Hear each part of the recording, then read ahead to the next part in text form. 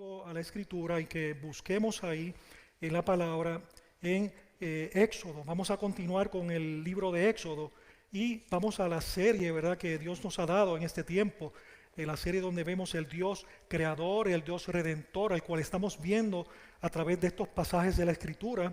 Le pido que vaya conmigo al capítulo 7 del libro de Éxodo, y cuando usted consiga la palabra, por favor póngase en pie conmigo en reverencia a la palabra de Dios. Éxodo 7, capítulo 7, versículo 1.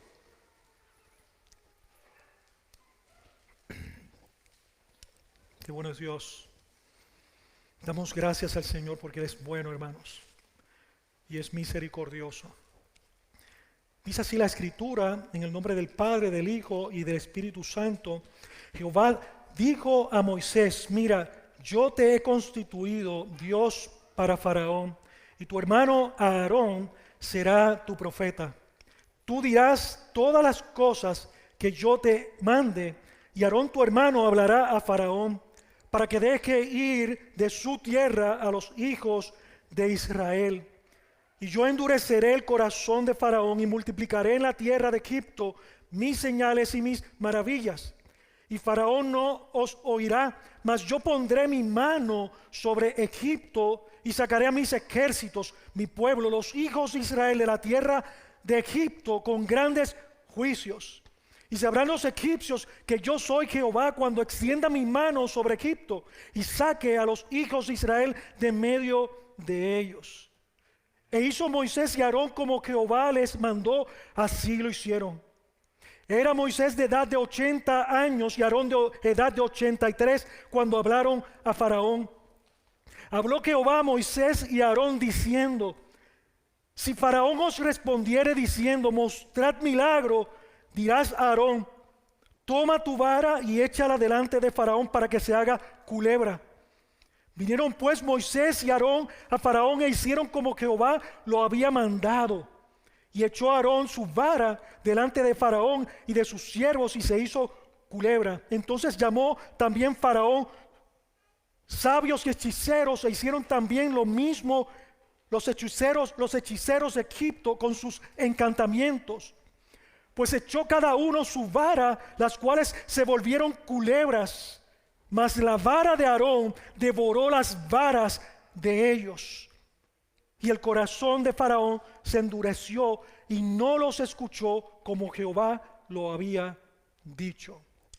Padre, en esta hora nos humillamos delante de tu presencia reconociendo tu señorío, reconociendo, Dios, que tú eres soberano sobre toda la creación, que tú eres soberano sobre todo el universo, que tú eres grande, que tú eres todopoderoso, que tú eres majestuoso, que tú eres el alfa, la omega, el principio, el fin. Señor, tú eres eterno, tú eres glorioso, que Cristo se encarnó, que tomó cuerpo humano, Dios se hizo carne y habitó entre nosotros, que Cristo es el Rey de gloria, Cristo es Dios con nosotros, como dice la profecía, Señor, Emmanuel, Dios con nosotros, y que hoy está sentado a la diestra del Padre, intercediendo por cada uno de nosotros. Dios, tú has inclinado tu oído a nuestro clamor, a nuestro gemir, en nuestro transitar, así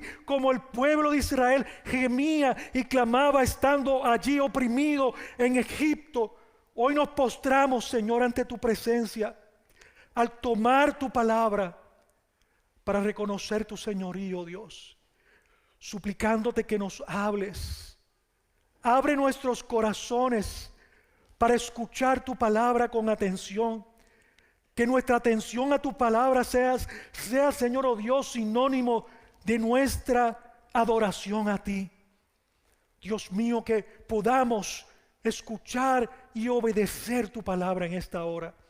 Úsame, Señor, porque yo no puedo hacer lo que solo tu Espíritu Santo puede hacer en el corazón de mis hermanos y hermanas y de mis amigos y amigas que están en este lugar. En Cristo Jesús te pido estas cosas. Amén y amén. Pueden tomar asiento, hermanos, hermanas. Damos gracias a Dios por por estos tiempos en que hemos estado viendo esta serie de enseñanzas, estas predicaciones, estos sermones que Dios nos ha permitido poder compartir con ustedes, iglesia. Y esto no es una aventura, esto es un deleite, esto es un manjar, esto es un banquete, el que Dios nos da cada día cuando nos acercamos a su palabra para escucharla. Dios quiera que hoy el corazón de cada uno de ustedes y el mío esté dispuesto, no solo en mi caso a impartir la palabra, sino a recibirla mientras la estoy entregando a ustedes como iglesia, hermanos. Y el título para este sermón que he querido ponerle es ¿quién es tu Dios, hermanos? Y la semana pasada nosotros estuvimos viendo la confrontación que tuvo, o las 2 semanas atrás, la primera confrontación que tuvo Moisés con Faraón. Y vimos la semana pasada, hermanos, que realmente Dios había dicho que iba a redimir a su pueblo, que los convertiría en su pueblo y que les daría una tierra, hermanos. También dijo que iba a imponer su mano de juicio sobre los egipcios. Y nos preguntamos, ¿cuál es el propósito de Dios al liberar a su pueblo, al pueblo de Israel, y derramar ese juicio que Él ha dicho sobre el pueblo de Egipto? Pues la respuesta, mis amados hermanos, es la misma tanto para Israel como para Egipto. Nosotros podemos recordar en Éxodo capítulo 6 que Dios dijo que la respuesta para Israel es que ellos sabrán, dice, sabrás que yo soy Jehová tu Dios.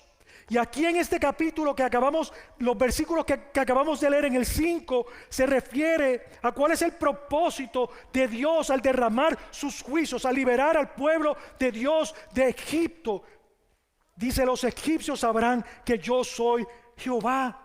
Hermanos, las plagas no son el mensaje del Éxodo. Dios quiere ser conocido por todos, no solamente por los israelitas, sino por todos, por los egipcios, como el único Dios verdadero. Y Él quiere que su pueblo le adore.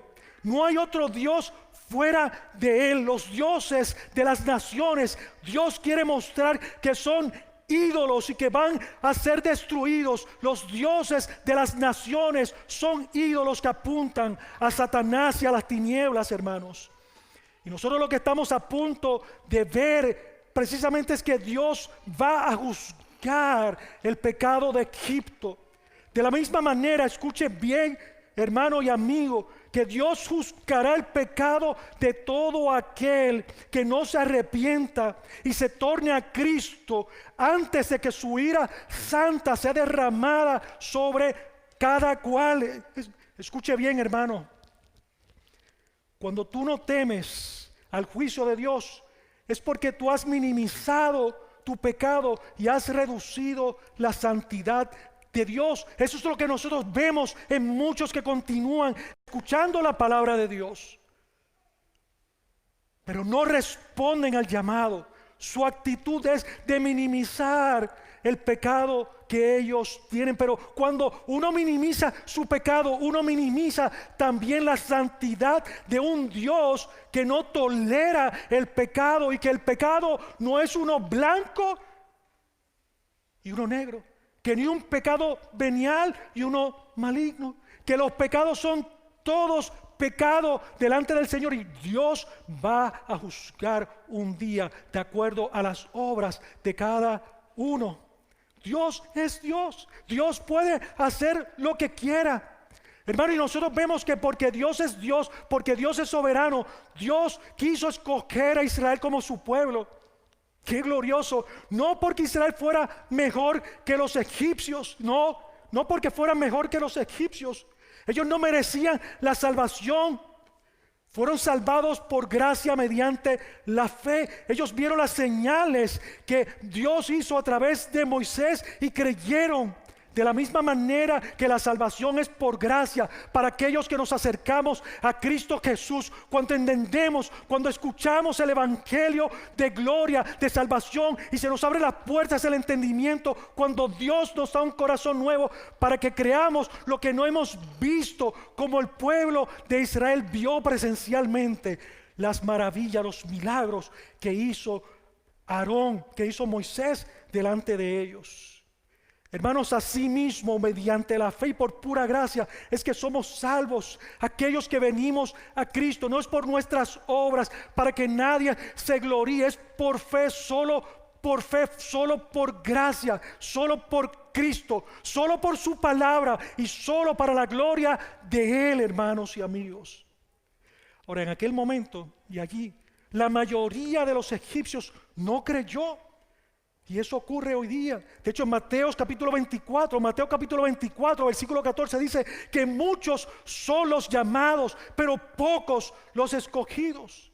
Fíjese que Pablo precisamente se basó en Éxodo cuando le escribió a los romanos en Romanos capítulo 9 y versículo 15, donde dice: tendré misericordia de quien tenga misericordia y tendré compasión de quien tenga compasión. Hermanos, esta salvación es de Dios, no es nuestra. Él la ha dado a quien Él ha querido, como hizo con Israel. Él pudo haber tomado otro pueblo para sí, como vamos a estar estudiando en Éxodo. Sin embargo, Dios quiso, por su soberanía, por su consejo santo, por su voluntad perfecta, no encontrando un bien en usted y en mí para salvarnos. No, por pura gracia. Y cuando decimos gracia, decimos que es un don, decimos que es un regalo que Dios está haciendo, pero no es un regalo barato. La gente piensa que cuando le están dando a uno algo, es entonces como que no tiene valor. La gente piensa que cuando le están regalando a uno algo, tiene menos valor que cuando uno paga por ello. Y a veces hasta se desprecia los regalos. No se le da el valor que la persona que lo dio le quiso asignar. Y así hacemos con esta salvación tan gloriosa. Cada vez que usted escucha el evangelio de Dios y lo desprecia, le está asignando un valor de chatarra al evangelio, le está asignando un valor pobre o insignificante a lo que Cristo hizo en la cruz del Calvario. Hermanos, la semana pasada terminamos viendo los 2 versículos finales de ese capítulo 6, que yo quiero que mire ahí en la Biblia. Usted tiene la Biblia abierta en la porción que leímos, solo 2 versículos más arriba,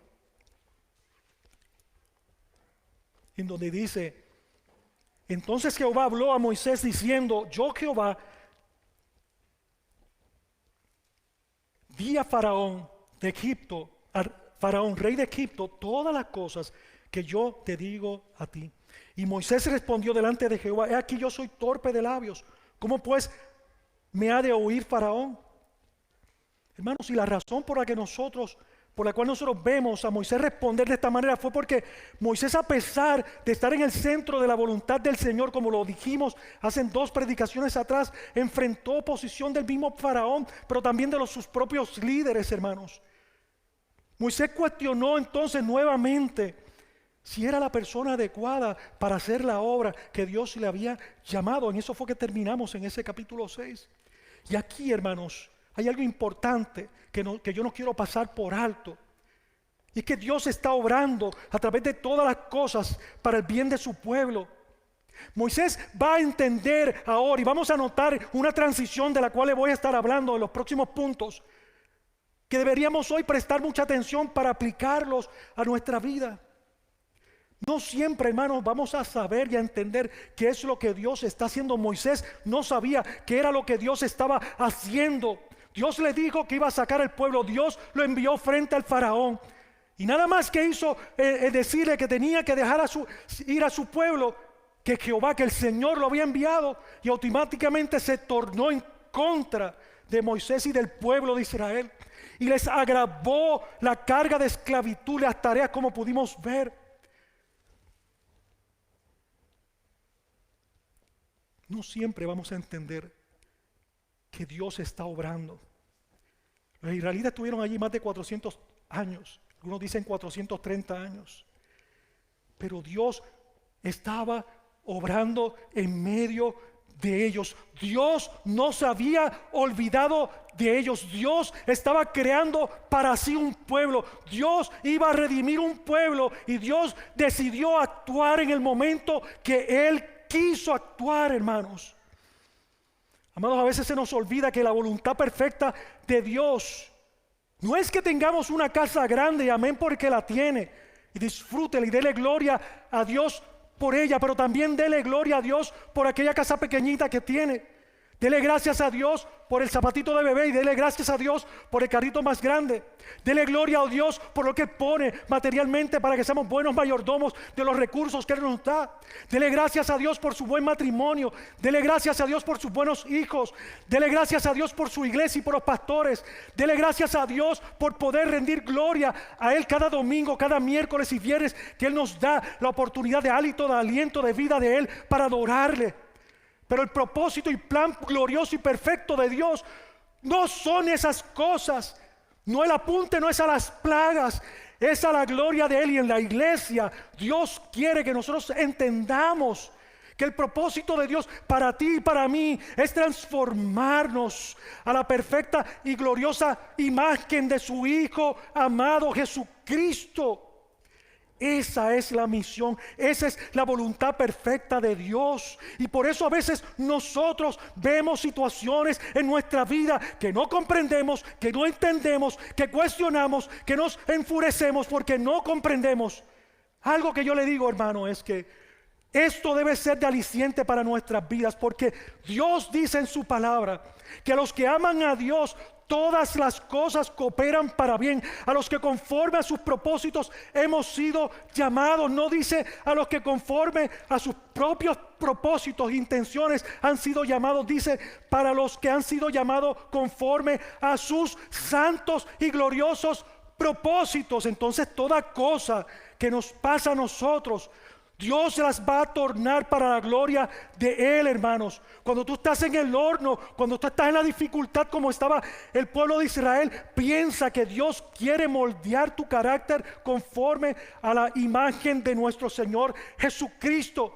Y no cuestionemos, no pataleteemos, no berrinchemos. Recaigamos en compostura y entendamos que Dios no nos ha dejado solos. Él ha escogido las circunstancias. Dios ha escogido los sufrimientos en nuestras vidas para cumplir sus propósitos.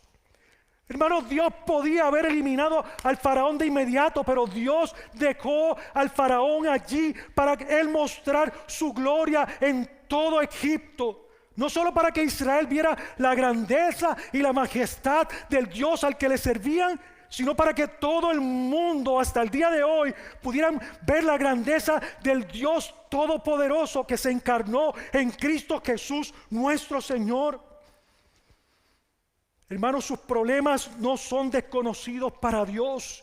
Y en medio de tus problemas y de mis problemas, en medio de nuestras situaciones, Dios ha prometido estar con nosotros. Dios no prometió librarnos de los problemas, al contrario. Jesús dijo: en el mundo tendréis aflicción. Pero dijo la promesa más grande de la cual nosotros debemos depender: mas confiad, yo he vencido al mundo. Moisés no fue llamado allí a vencer al faraón, y vamos a ver eso en los próximos puntos. Porque es importante, hermano, que cuando usted no entienda, cuando usted no pueda ver el plan de Dios, cuando no pueda ver esa mano de Dios o el puño de Dios, cuando usted no pueda ver la mano o ver el puño de Dios, como lo vamos a ver aquí, que Dios le pone la mano gloriosa al pueblo de Israel para sacarlo como ovejas, pero del otro lado presenta su puño de ira y de justicia y de juicio santo sobre Israel. Confía en estas promesas. Sus promesas están ancladas en el Evangelio de Jesucristo para ti y para mí. No es en lo terrenal y en lo pasajero. Y amén por las cosas terrenales y pasajeras. Amén por lo que Él nos da. Amén. Gloria a su nombre. Pero ese no puede ser nuestro enfoque.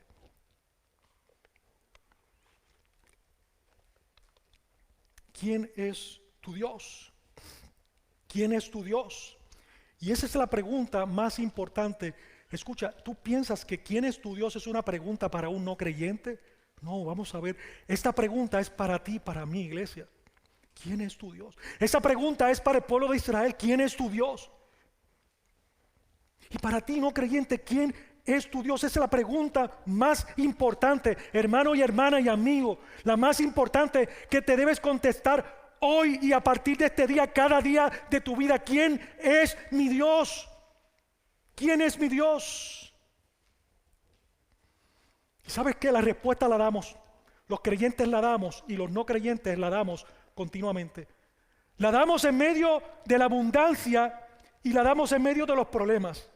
Las personas piensan que son probados, que somos probados como creyentes únicamente cuando estamos en escasez, tenemos enfermedades o tenemos conflictos. Pero nosotros los creyentes somos probados, nuestro corazón Dios lo prueba cuando estamos en la bonanza, cuando tenemos todas las cosas bien, cuando la chequera en el banco tiene chin chin, cuando tenemos las cosas arregladas con los hermanos, cuando no hay problemas. Dios está probando nuestros corazones para ver si nosotros en esa bonanza, en esa paz y en esa tranquilidad apuntamos a Él o le damos la espalda. ¿A quién es tu Dios? Así que nosotros terminamos esa semana pasada viendo la objeción de Moisés y vemos en este capítulo, ahí en ese versículo 1, me pueden acompañar ahí, que Dios no le responde el berrinche de Moisés al final. Dios realmente nunca responde sus objeciones, pero Dios le recuerda a Moisés que su plan no se verá frustrado.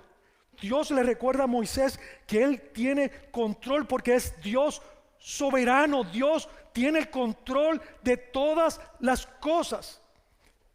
Nuestro Dios, aquí en Utah, yo lo repito y lo tengo que decir continuamente, nuestro Dios no es el Dios del planeta Tierra. Nuestro Dios es el Dios del universo entero. Él habló su palabra y todo el universo fue creado. Todas las cosas existen por Cristo, para Él, por Él y para la gloria, hermanos, de Cristo. Dios quiere darse a conocer. Ese es mi primer punto. Dios quiere darse a conocer para que ellos sepan que yo soy Jehová. Ese versículo dice: Jehová dijo a Moisés, mira, yo te he constituido Dios en minúscula para Faraón y tu hermano Aarón será tu profeta. Hermanos, el CEO, el comandante en jefe del universo, le dio un imperativo, le dio una instrucción a Moisés y a Aarón. Dios no le estaba preguntando a Moisés si quería ser voluntario. Lo que estaba era ordenándole a que fuera. Moisés simplemente tenía que hacer lo que Dios le estaba diciendo que hiciera, sin discutir si se podía hacer o no, sin discutir si habrían de haber resultados o no. Y al igual que Moisés, hermanos, nosotros deberíamos evitar ponerles excusas al Dios del universo para no hacer aquellas cosas que Dios nos manda a hacer. Pero Moisés descubrió algo que debemos aprender nosotros. Dios siempre capacita al que llama.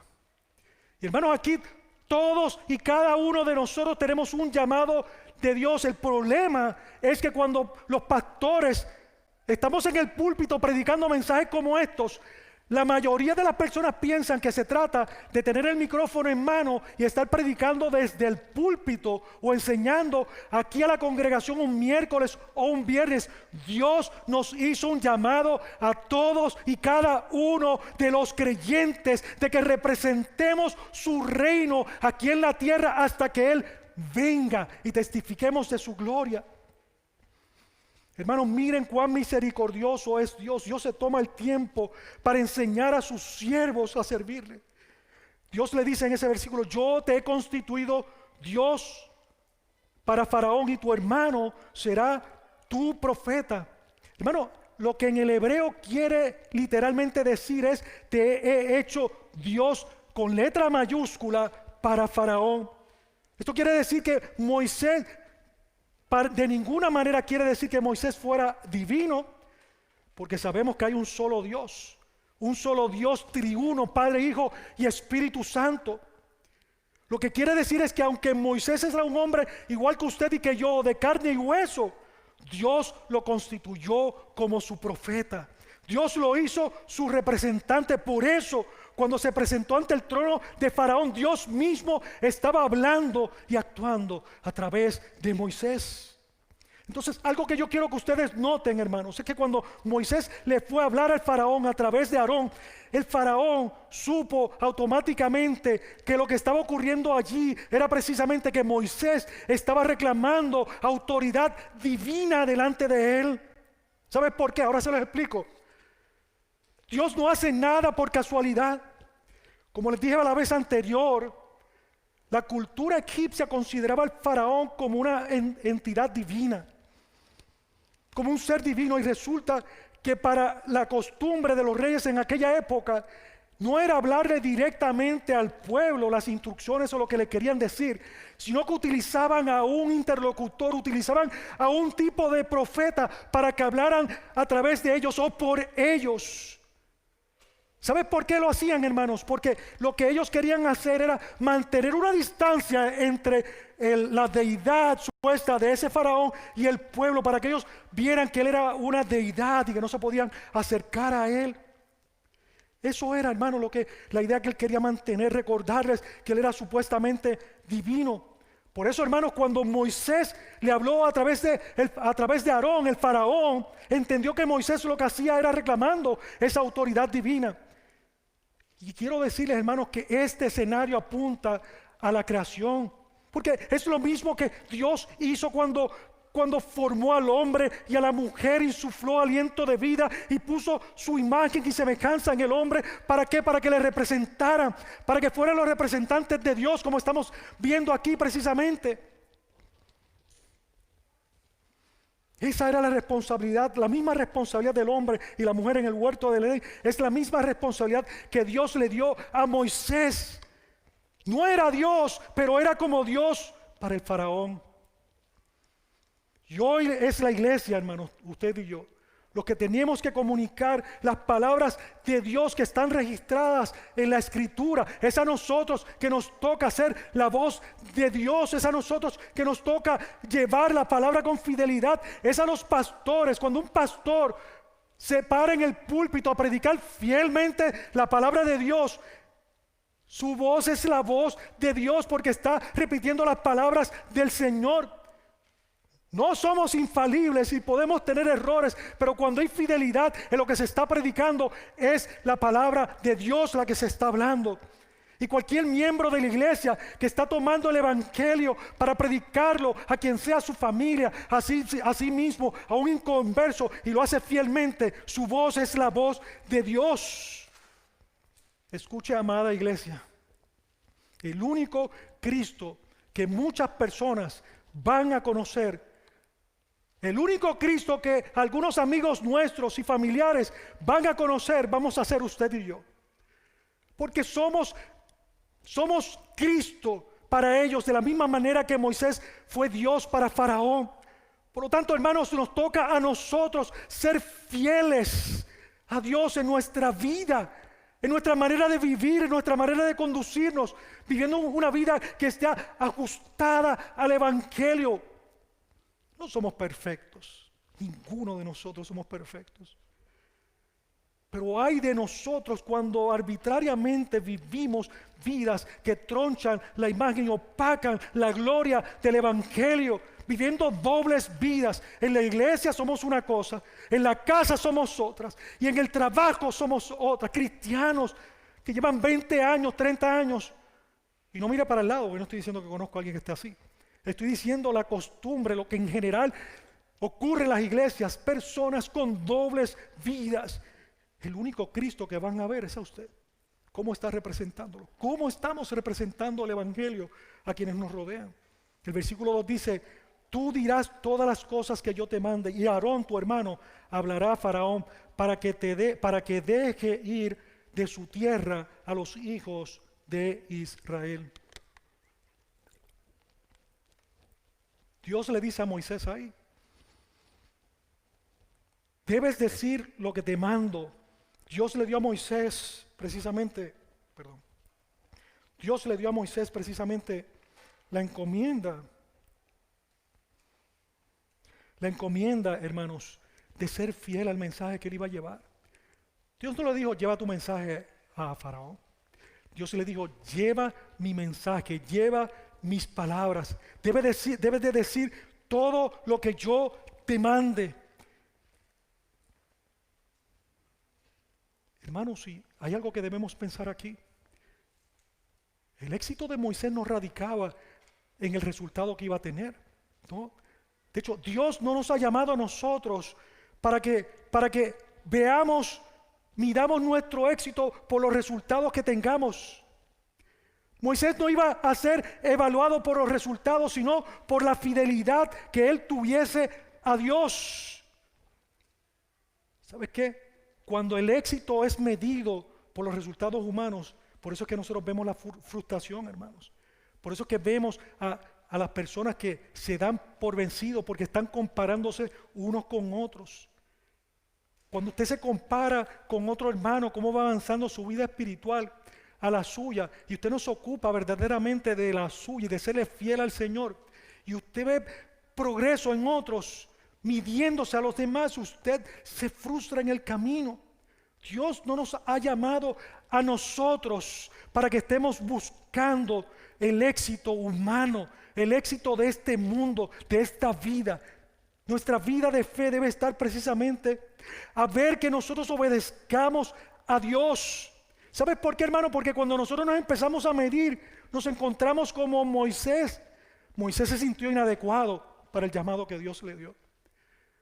Pero aquel lo hace de esta manera, aquella lo hace de esta forma. Mira el hogar de este, mira el hogar del otro. Mira los hijos, mira la esposa, mira el esposo. Mira, llegó el otro día a la iglesia y ya está haciendo esto, aquello y lo otro. Y mira lo bien que lo hace. Yo no leo así la Biblia. Moisés hasta acusó a Dios de que no le había dado los dones que necesitaba para lograr la misión que le dio. De hecho, Moisés pensó que Dios lo había llamado a él sin estar calificado para hacer la obra que le llamó a hacer.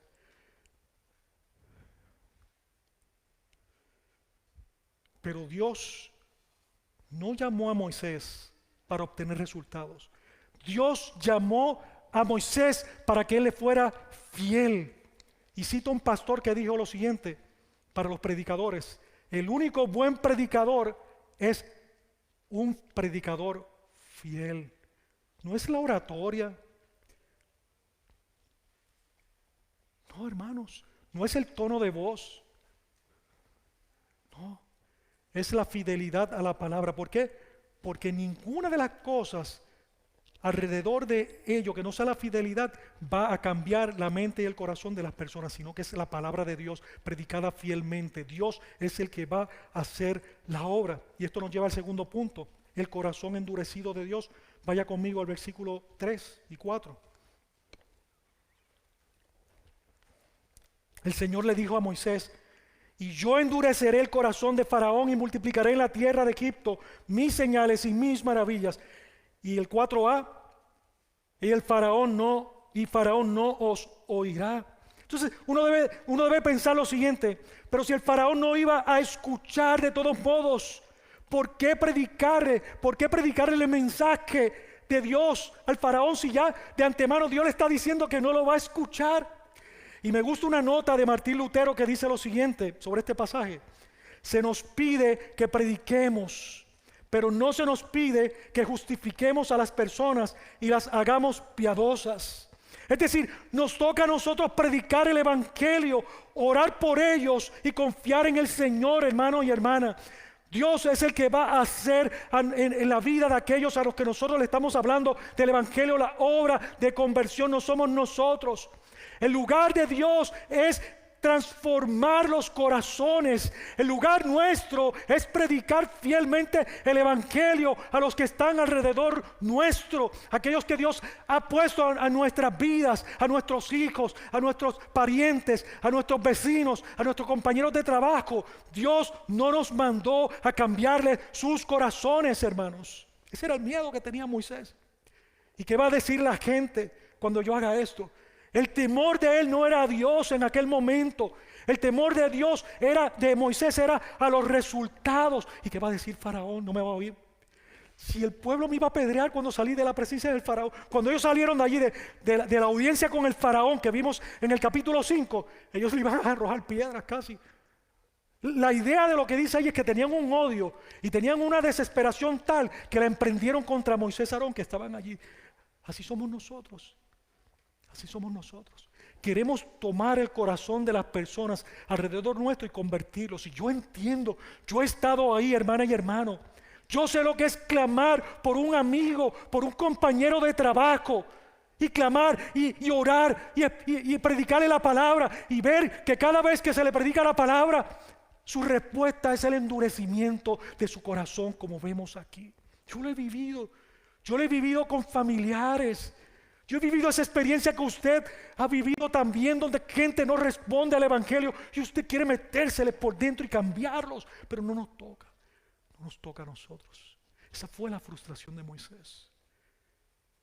Dios le dio la responsabilidad a Moisés de comunicar fielmente su palabra.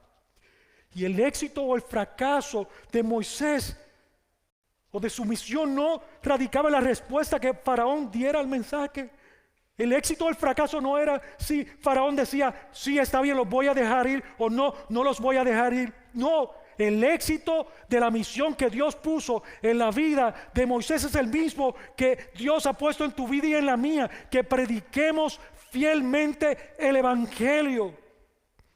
Tenemos que entender que Dios es el que ablanda y Dios es el que endurece el corazón de los seres humanos. Y Dios lo hace como le place. Dios es Dios. Dios dice en su palabra, de hecho, que cuando alguien se cuestiona, pero ¿por qué Dios escoge a unos para salvación y a otros no? La Biblia dice, ¿quién eres tú, oh hombre, para cuestionar la soberanía y la autoridad de Dios, que tiene en sí el poder para decidir a quién salvar de todos los que estaban perdidos, sin ni siquiera haber en ninguno de nosotros alguna razón por la cual mereciéramos esta salvación? Como un pedazo de barro puesto, una arcilla puesta ahí en el molde del alfarero para que le dé forma, va a salir gritándole al alfarero y diciéndole, oye, yo quiero que me hagas una vasija en vez de un plato. No funciona así. Somos criaturas en las manos del Creador y Él decide lo que Él quiere, hermanos. Él lo decide. Tenemos que entender eso. De hecho, Dios prometió que el corazón de Faraón iba a estar endurecido. Y a lo largo de toda esta experiencia de las plagas que vamos a ver en los próximos sermones, vamos a ver que unas veces Faraón aparece como que endureció su corazón, y otras veces dice que Dios endureció el corazón de él. Pero ¿sabes qué? Una y la otra se sujetan a la soberanía de Dios. Dios tiene el control absoluto. Y esto nos lleva al próximo punto, la mano poderosa de Dios, en la parte B de ese versículo 4, que dejé a mitad, y el versículo 5, lea conmigo ahí.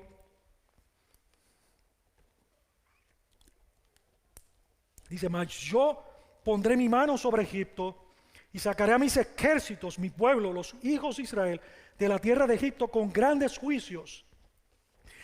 Versículo 5, y sabrán los egipcios que yo soy Jehová cuando extienda mi mano sobre Egipto y saque a los hijos de Israel de medio de ellos. ¿Quién es tu Dios? ¿Quién es tu Dios, hermana, hermano, amigo? El faraón, con ese corazón endurecido, se resistió a dejar ir al pueblo de Israel. El pueblo amado de Dios, Israel, su ejército. De hecho, es la primera vez que se menciona a Israel como su ejército, los escuadrones del ejército de Jehová, que vemos que después de la palabra se sigue repitiendo. Se refiere no a ángeles y potestades, se refiere al pueblo santo y escogido por Dios. Pero dice la Escritura que Faraón no los deja salir, y Dios va a vengarse precisamente de la opresión a la que el faraón y el pueblo de Egipto sometió al pueblo de Israel. Hermanos, esto no es una batalla entre Israel y el faraón. Esto es una batalla entre faraón contra Dios, faraón enfrentándose al único Dios verdadero, hermanos. Y en estos versículos nos muestran que la misma mano poderosa, como les decía en la introducción, la mano poderosa, amorosa, misericordiosa, que descendió a sacar al pueblo de Israel de medio de Egipto, es la mano poderosa que se extiende. En una de las versiones dice que Dios levantó su puño contra el pueblo de Egipto, airado, justamente indignado por su pecado. Hermano, y esa redención de Israel y el juicio de Dios tenían el mismo propósito. Tanto redimir, sacar al pueblo de Israel de Egipto, como juzgar a Egipto por su opresión, al faraón por su pecado, eran el propósito de Dios de revelar su gloria y de demostrar a todos, a Israel y a Egipto y a las naciones, que Dios es Dios. Y ellos tenían que contestar a la pregunta: ¿quién es tu Dios? La misma pregunta que tenemos que responder hoy nosotros: ¿quién es tu Dios? Porque el Dios que estamos viendo aquí es el mismo Dios que salva, pero es el mismo Dios que juzga. Dios está haciendo lo mismo que vemos ahí a través de Cristo. Se está glorificando a sí mismo para demostrar que Jesucristo es el Señor de gloria. Hermanos, y algunas personas reciben a Jesús como su Salvador y su Señor, no solo como Salvador. Hay gente que aceptan a Cristo como su Salvador. Sí, Él murió en la cruz, Él murió por mis pecados, Él me los puede perdonar. Sí, pero no lo aceptan como Señor. O sea, mentalmente comprenden algo de Dios, no lo entienden todo como nosotros, no lo entienden todo, pero se quedan hasta el Salvador. No cruzan la línea de que Él gobierne su vida y sea quien rige su caminar. Otros tristemente rechazan a Jesús arbitrariamente. No solo porque tú les preguntes: ¿quieres hoy a Cristo? Que nosotros no hacemos esto aquí. No llamamos a nadie para que diga: yo soy salvo porque oré con ustedes aquí, hice una oración y ya soy salvo. Dios es el que salva su vida, y usted va a tener el entendimiento si Dios le salvó a usted, amigo, que no es cristiano, que todavía no ha sido salvo. Es Dios con usted. Escuche, Dios va a obrar en su vida dándole un corazón nuevo y poniendo en usted dolor por el pecado cometido toda su vida, haciéndole entender que usted era enemigo de Dios y que usted, al igual que yo, merecemos el castigo eterno, su justo juicio sobre nuestras vidas. Y usted vendrá a Cristo arrepentido de sus pecados y reconocerá que Jesucristo resucitó de entre los muertos, confesará que Él es el Señor y usted será salvo. No porque usted haga una obra de oraciones y magia, no, porque Dios es el que es poderoso para transformar su vida y darle una vida nueva en Cristo. Pero usted tiene que desearlo. Si usted está apático y sigue entrando y saliendo a la iglesia escuchando mensajes de sus papás, de sus amigos, de sus familiares, y no responde al evangelio en arrepentimiento y fe, usted está perdiendo el tiempo. Rinda su vida a Cristo. Rinda su vida a Cristo en oración. Suplíquele su perdón y recíbalo. Recíbalo. Él le va a perdonar. Hermano y amigos, todo el mundo algún día va a confesar que Jesucristo es el Señor. Todos. Escuche, si usted lo negó aquí toda su vida y no quiso tornar su corazón a Cristo, todos, cristianos y no cristianos, un día vamos a confesar que Jesús es el Señor. Filipenses 2:9 al 11 dice: por lo tanto, Dios lo levantó del lugar de máximo honor, lo levantó al lugar de máximo honor y le dio el nombre que está por encima de todos los demás nombres, para que ante el nombre de Jesús se doble toda rodilla, y en la tierra y debajo de la tierra, y escucha aquí, y toda lengua confiese que Jesucristo es el Señor, para la gloria de Dios Padre. ¿Cómo usted le va a confesar? Usted tiene dos opciones: confesarlo porque rindió su vida a Él y Él es su Señor, y va para la eternidad con Él, o va a confesarlo sabiendo que el lugar de su destino es el castigo eterno, y nadie le va a librar de haber entendido al final de sus días que sí, que Jesucristo es el Señor y que le va a juzgar y va a tener condenación eterna. Hoy es el día de salvación para ustedes. ¿Quién es tu Dios, amada iglesia? La mano poderosa de Dios torna, en estos versículos siguientes, versículos 6 al 10, vemos que Dios torna el corazón de Moisés a ser un hombre obediente. Dice, e hizo Moisés y Aarón como Jehová le mandó, y así lo hicieron. Si usted mira conmigo el versículo 6 y la parte A del versículo 10, miren la transformación de 180 grados de este hombre. Versículo 6 dice, quiero que lo vean, e hizo Moisés y Aarón como Jehová les mandó. Y miren el versículo 10, la parte A, las primeras palabras, dice, e hicieron, refiriéndose a Moisés y Aarón, e hicieron como Jehová lo había mandado. Hermanos, ahora no vemos a un Moisés argumentando, ahora vemos un Moisés respondiendo en obediencia. La mano poderosa de Dios comienza transformando el corazón de Moisés. Antes de obrar en el pueblo, Dios estaba obrando en el corazón de Moisés, transformándolo. Un giro de 180 grados, hermanos. Aquí vemos un Moisés ahora sometido en una sumisión genuina a la voluntad de Dios. Y hermanos, así es que deberíamos ser nosotros como iglesia. Deberíamos hacer la voluntad de Dios inmediatamente, sin argumentos, no estar protestando, no estar argumentando para lo que usted y yo sabemos que Dios nos ha llamado que hagamos. Pero que mucha paciencia nos tiene el Señor. Qué paciente y misericordioso es Dios con nosotros. Tenemos que dar gloria a Dios por la obra del Espíritu Santo en nuestras vidas, que nos sigue aplicando día tras día el Evangelio. Y sabes que Dios prometió que Él continuaría perfeccionando la obra que comenzó en nosotros hasta el día de Cristo. Dios no se da por vencido de usted y de mí. Dios va a continuar moldeando nuestras vidas. Qué bueno es el Señor, hermano.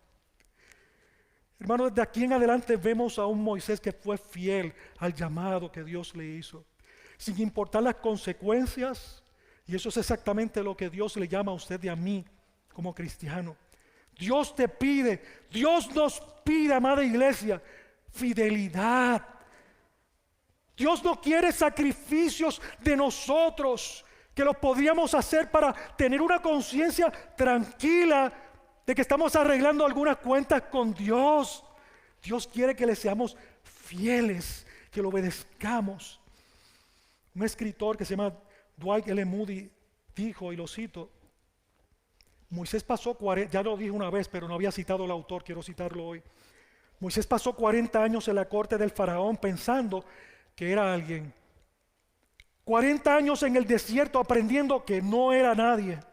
Y 40 años mostrando lo que Dios puede hacer con alguien que descubrió que no era nadie.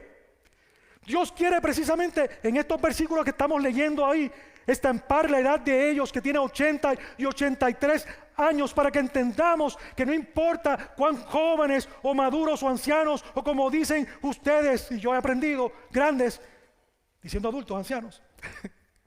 No importa, Dios quiere que entendamos que no importa nuestra edad, no importa lo viejo o los jóvenes que seamos, debemos preguntarle a Dios qué Él quiere que nosotros hagamos.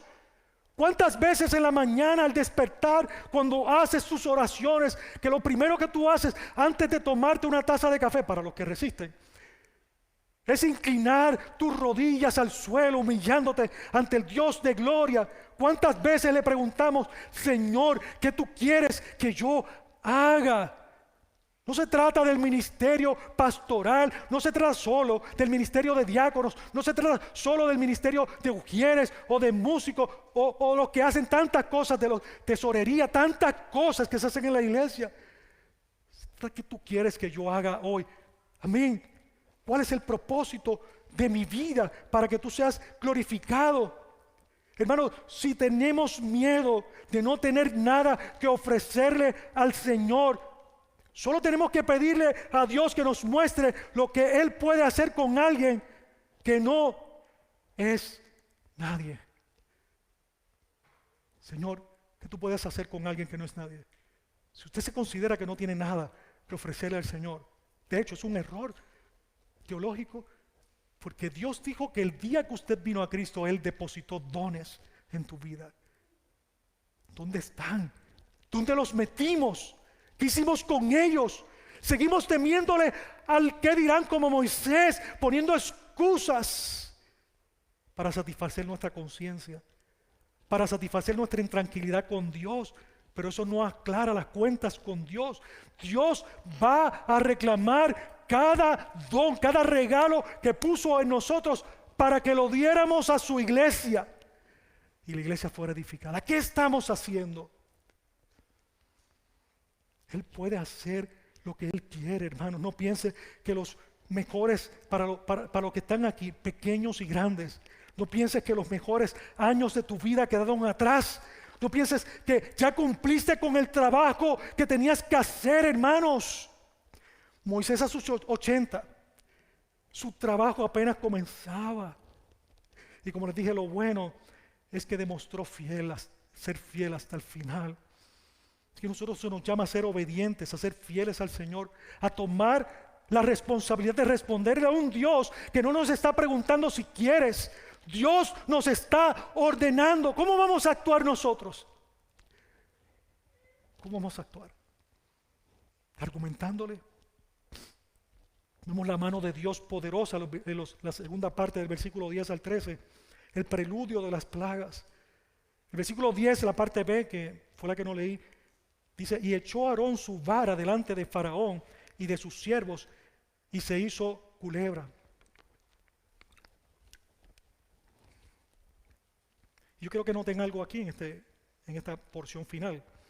Hermanos, cuando Moisés hizo lo que se le ordenó, descubrieron que Dios los capacitó para hacer lo que Él les pidió que hiciera. Cuando Moisés puso su corazón para hacer exactamente lo que Dios le dijo que hiciera, ellos entonces vieron que Dios le había dado lo que Moisés no pensaba que tenía para glorificar a Dios y hacer su voluntad. No es hasta que tú pongas las manos en el arado que tú vas a comenzar a ver la gloria de Dios obrando a través de ti para bendecir a la iglesia, para bendecir a tu familia, para bendecir a los que están a tu alrededor en el trabajo, para bendecir a tu vecindario. Pero tienes que actuar. Basta ya de que sigamos así posponiendo en nuestra vida lo que Dios nos ha llamado a hacer, pensando en los laureles, pensando en que ya tengo muchos años en la iglesia o que los pocos que tengo han sido bien productivos y ya hice lo que tenía que hacer. Moisés le quedaban 40 años más y fueron los más gloriosos de la vida de él en las manos del Señor. Fíjense que cuando Aarón tiró su vara delante de Faraón, Dios estaba atacando. Fíjate, dice, cuando Aarón echó la vara de Aarón delante de Faraón y sus siervos, se hizo culebra. Y nosotros nos podemos preguntar por qué se hizo culebra. Ya lo explicamos en una de las predicaciones anteriores. El símbolo que tiene la cobra principalmente se puede referir a una culebra como la cobra. No lo sabemos, hay diferentes opiniones sobre esto. A nosotros no nos interesan las opiniones, nos interesa que aquí la Biblia, cuando lo traduce, dice que es un animal feroz. No está hablando tampoco de un cocodrilo. Si no lo hubiese dicho de alguna manera más clara, se repite en la Biblia el término en hebreo que habla precisamente de que lo que se refería ahí, probablemente por la connotación de la cultura egipcia, era una cobra. Eso era lo que se veía por todas partes, y es lo que quizás los brujos y los hechiceros quisieron imitar allí al tirar sus propias varas y replicar el milagro, hermanos. ¿Pero por qué ocurrió eso? Dios estaba atacando directamente la soberanía del faraón y todo su sistema de creencias, todo el sistema religioso de Egipto, hermanos. Dios pudo haber dado cualquier otra señal inicial allí para mostrar que Él es Dios, pero Dios eligió que se convirtiera la vara de Aarón en una culebra. No importa cuáles sean, hermanos, los ídolos. Dios quería derribar los ídolos de Egipto y hacerles ver la grandeza y la soberanía del Dios de Israel al faraón, que se había enfrentado contra el Dios verdadero. Y de la misma manera, ¿sabes qué, hermano y hermana? Dios va a enfrentar, el Espíritu Santo de Dios va a enfrentar los ídolos que se levanten en nuestros corazones para querer sustituir a Dios. Dios no comparte su gloria con nadie, hermanos. ¿Quién es tu Dios? ¿Te das cuenta? No solamente se trata de un no creyente, se trata de nosotros. Si no adoramos al Dios verdadero, adoraremos a algún Dios falso. Y la Biblia dice que toda forma de adoración falsa es una adoración a Satanás. Y te conviertes en esclavo espiritual de quien tú adoras. Fíjate lo que dice Gálatas capítulo 4, versículo 8. Cuando no conocíais a Dios, erais esclavos de los que por naturaleza no son dioses. Tú adoras a Dios, o adoras a los ídolos que se han levantado en tu corazón. ¿Y sabes quiénes son los ídolos? Todo aquello a lo que tú le temes, incluso el miedo tuyo, las excusas tuyas y mías para hacer lo que Dios nos ha llamado a hacer como cristianos, ministerialmente, son ídolos que tienen que ser derribados por Dios porque se están levantando contra la voluntad de Dios. Hasta eso que parece que no es nada, son aquellos que sustituyen a Dios, porque el temor, en lugar de ir dirigido al Dios santo, el temor se va dirigido a otra cosa que no es Dios. Y cuando tú temes a algo, tú adoras a lo que temes. Dice el versículo 11 y 12. Entonces vemos el último tema, aquí es la falsificación de los milagros. Último punto, versículos 11 y 12, la primera parte. Dice: entonces llamó también Faraón a los sabios y hechiceros, e hicieron también lo mismo los hechiceros de Egipto con sus encantamientos, pues echó cada uno su vara, las cuales se volvieron culebras. Hermanos, lo que vemos aquí es que tan pronto el faraón vio la amenaza que estaba viendo contra su deidad, contra su señorío en el faraón, el Dios de los egipcios y de todo el mundo conocido, él acudió a pedir ayuda. Él pidió refuerzos inmediatamente porque él sabía exactamente la amenaza con la que se estaba enfrentando. Y lo que vemos es, mientras estudio este pasaje, que cuando la Biblia habla de encantamiento o artes secretas, se refiere específicamente a obras demoníacas. Hermano, lo que nosotros vemos ahí, yo sé que todo esto, cuando uno habla de demonios y de Satanás, no hay nadie dormido. Nadie se queda dormido, ¿verdad? Porque son temas que a veces no tocamos, no hablamos. Pero la realidad es, hermanos, que estos magos o estos hechiceros, lo único que hicieron fue falsificar la señal. Ustedes lo están leyendo hoy, que hizo Aarón. Ellos no crearon nada nuevo. Ellos falsificaron lo que Aarón había hecho, lo que Dios había hecho. ¿Saben por qué? Porque Satanás no crea. Lo único que sabe hacer es corromper lo que Dios ha creado. De hecho, la Biblia dice en 2 de Tesalonicenses, capítulo 2 y versículo 9, que la obra de Satanás se manifiesta en toda clase de falsos milagros, señales y prodigios. ¿Sabe por qué, hermano? Porque Satanás es un falsificador. Y esto nos debe recordar a nosotros que aunque la maldad y el poder demoníaco de Satanás son reales, no podemos negarlos. Yo te tengo una buena noticia a ti, amada iglesia del Señor. Dios tiene dominio y control sobre todo lo creado. Dios tiene autoridad sobre toda su creación, incluyendo a Satanás, que es una criatura. Satanás no es un ente y una deidad por encima de la creación. Satanás es una criatura, es un ángel caído. Y Dios demostró su poder al hacer que esa vara de Aarón se tragara la vara de los hechiceros. El Dios de Israel, lo que estaba haciendo allí precisamente, hermanos, era demostrando que también era el Dios de Egipto al destruir precisamente el símbolo de poder y autoridad del faraón. Dios estaba juzgando no solo a los egipcios, sino también a los propios dioses. Escuche, Dios no solo estaba juzgando a los egipcios, sino que también estaba juzgando a los dioses de Egipto.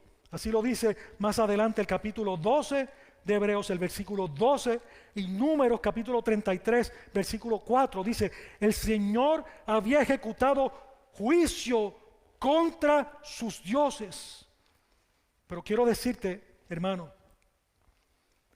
que no son las plagas de Egipto la mayor demostración del poder de Dios para mostrar la gloria de Él y que podamos contestarnos hoy, ¿quién es nuestro Dios?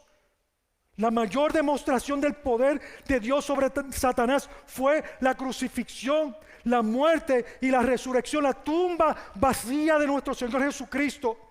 Su poder sobre la muerte y el pecado, como cantábamos ahorita, hace un rato, hermanos. La cruz de Cristo en el Calvario, cuando Él murió allí por cada uno de los pecadores. Mira lo que la Biblia dice en Santiago 4:7.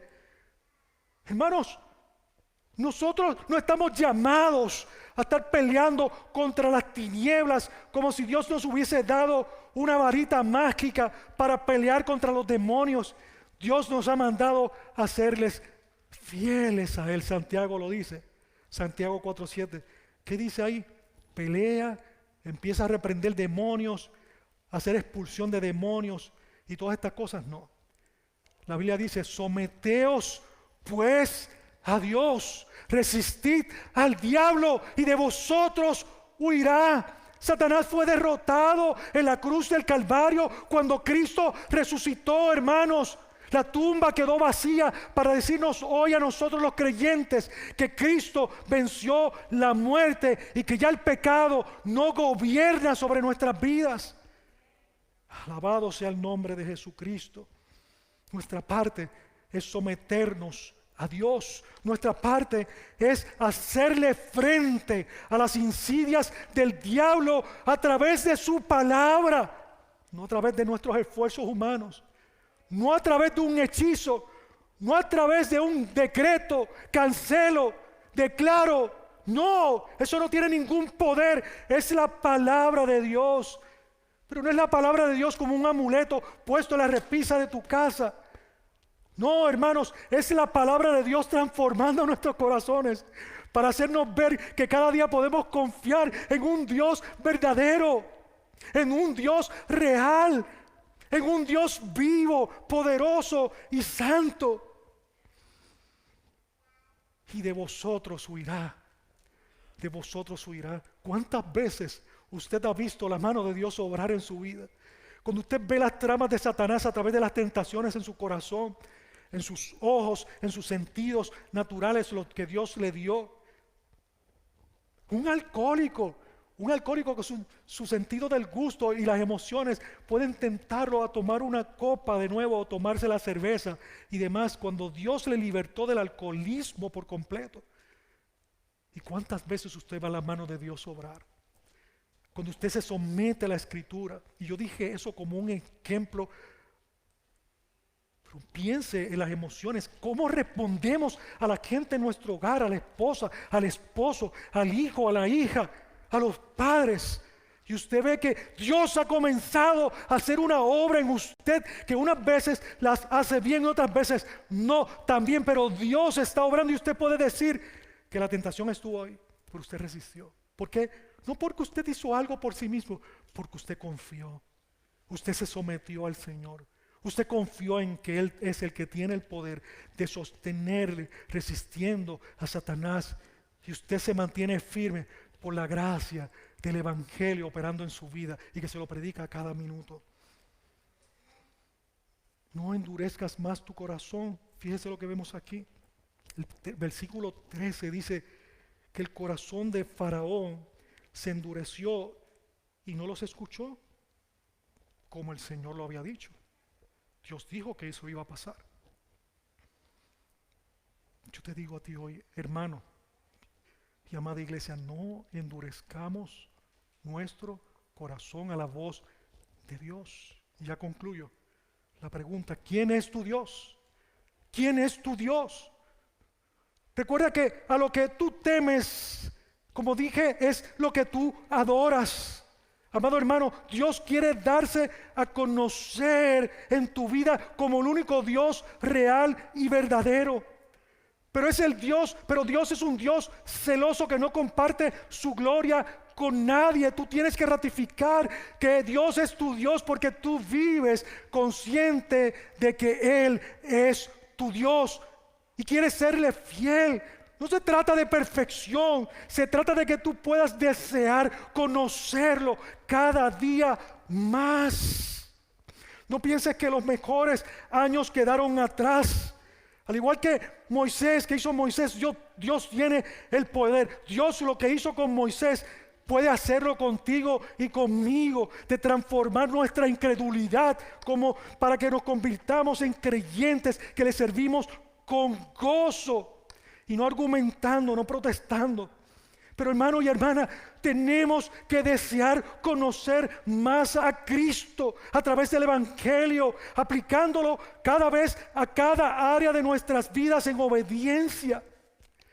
Conocer a ese Dios que es real, debemos anhelar conocer al Dios que es real. Contestarnos esa pregunta a cada minuto: ¿quién es mi Dios? Y yo desear conocerlo.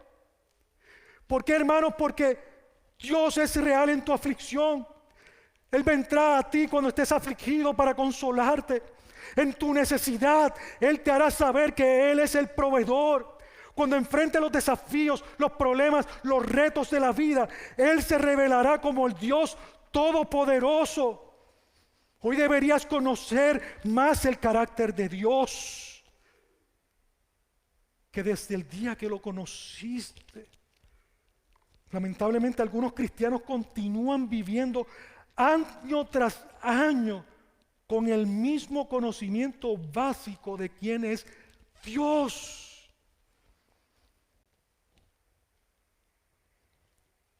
Pero cualquiera que sea, escucha, cualquiera que sea tu condición actual, cualquiera que sea, mírala a la luz de lo que Dios te está enseñando a través de las circunstancias para que tú lo conozcas mejor. Vamos a orar.